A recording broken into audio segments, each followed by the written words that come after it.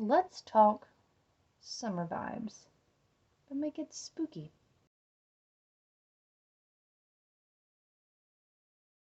So I know it's like a thing this year to have like slasher summer and everybody's watching horror movies and reading horror books. Some of us live that lifestyle all the time. For us, every day is like slasher summer. But I'm really excited about it because it feels like there's sort of this renaissance and resurgence in looking for books that are spooky but also summery. So I've collected in front of me physically and in a list that I'm going to have to pull from because I don't have every book on my shelves, of books that are scary but also have like summer vibes. Maybe the atmosphere is also sort of a character in these books. It's very oppressive and hot, and it feels like summer. This was really difficult, mainly because I had to limit myself in how many Stephen King books I chose, because he loves to write a summer slasher. I've actually only chosen three. You're welcome. And one of those is technically a Richard Bachman book. So there. But the rest of them I think are various degrees of summer slasher appropriate. What I mean to say is these don't all have slashers. Some of these don't really have an actual like villain at all. But they just feel like they should be read at summertime. They either actually physically take place in summer or the vibes are just there for summer. At the end, if I forgot maybe your favorite book and you know one that has summer vibes that I don't know about, please tell me. This was harder than I thought it was going to be. I really thought I had a lot of summer horror books. I don't. I have a lot of fall and winter horror books. So let's go through what I've got and see if something that you've read is on this list. Let's get started. I'm actually going to save the Stephen King stack to the end of the physical books. So we're going to start with Kirsten White's Hyde. This is a relatively new book that came out. And it is about a group of people who are tasked with staying a week in an abandoned amusement park. And they have to hide. If you survive to the end, you get a cash prize. But there's something evil in the park that wants to kill them.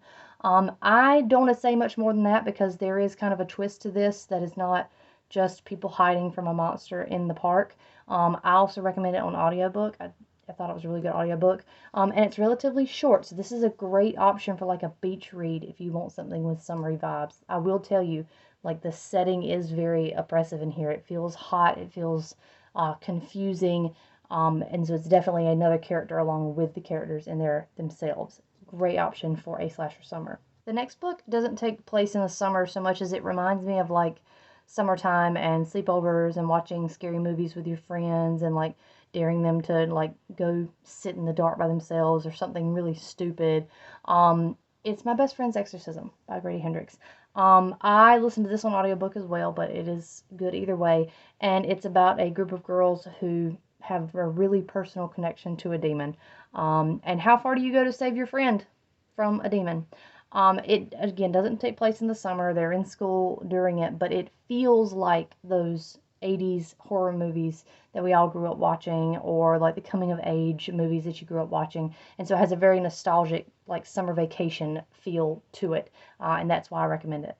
The next book I admittedly have not read, but it is on my TBR. Gina recommended The Honeys by Ryan LaSala, and this is about a twin named Mars who investigates his twin sister's death.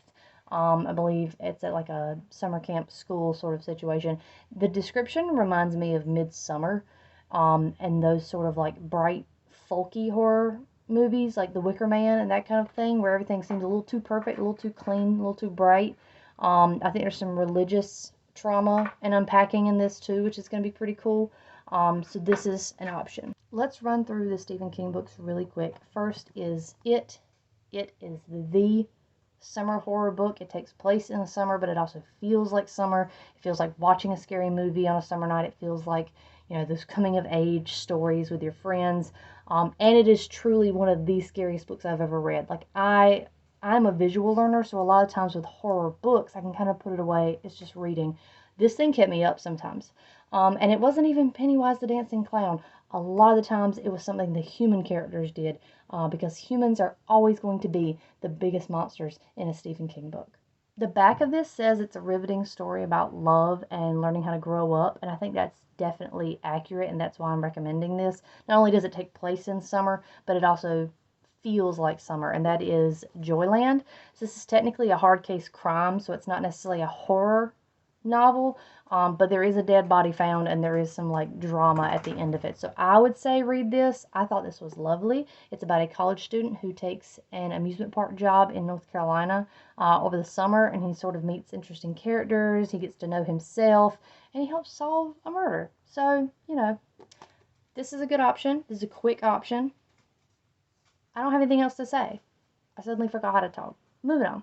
I'm gonna have to stop myself from talking too much about the next one, but it is such a like impactful novel on me as a person, and that is Richard Bachman's The Long Walk. The Long Walk is a dystopian novel by Stephen King about 100 boys that have to walk. That's it. They just have to walk. Oh, and if you don't walk at 4 miles per hour exactly 2 times, you get shot. Yeah. So the last one standing gets money.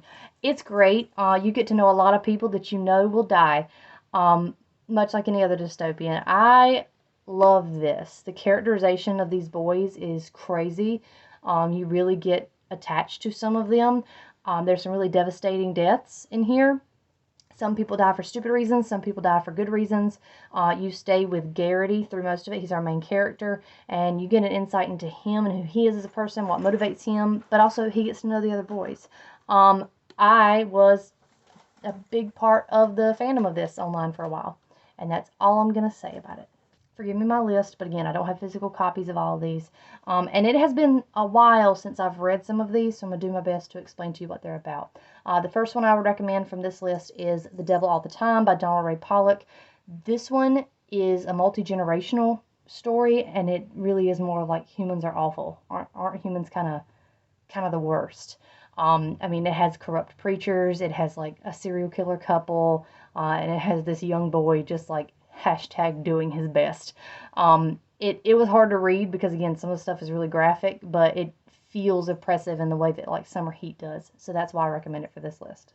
You can always go with the classic I Know What You Did Last Summer by Lois Duncan. This is a really quick read, like quick read. I read it in one day, basically one sitting. And it has that sort of R.L. Stine, Christopher Pike feel to it, where it's just kind of these cookie cutter teenage characters getting up to shenanigans, but it is a really simple like beach or poolside read I would recommend. And it's different than the movie, so if you're going into it thinking I already know what I did last summer, it's a little different. Just give it a shot.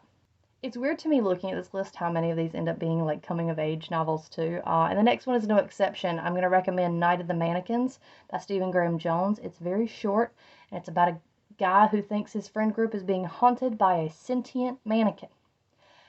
And he takes it upon himself to save his friends in the only way he knows how. And I'm going to leave it there. You need to read this book. It is very much like, hey, you know your friends grow apart when you get older. Doesn't that suck? And like the horror version of that.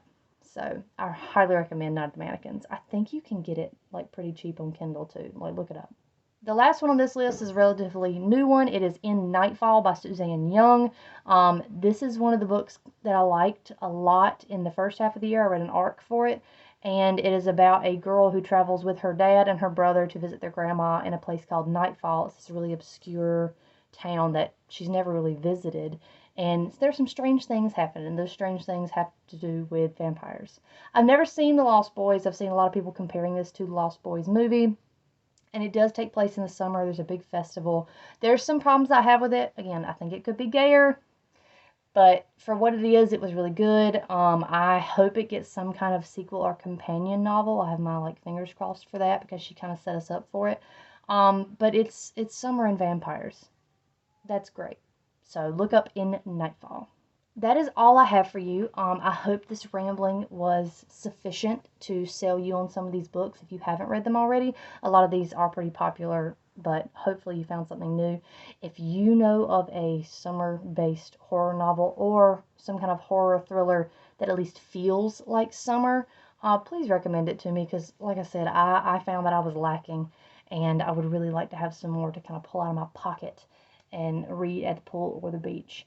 That is going to be where I leave you. That is it. All right. Bye.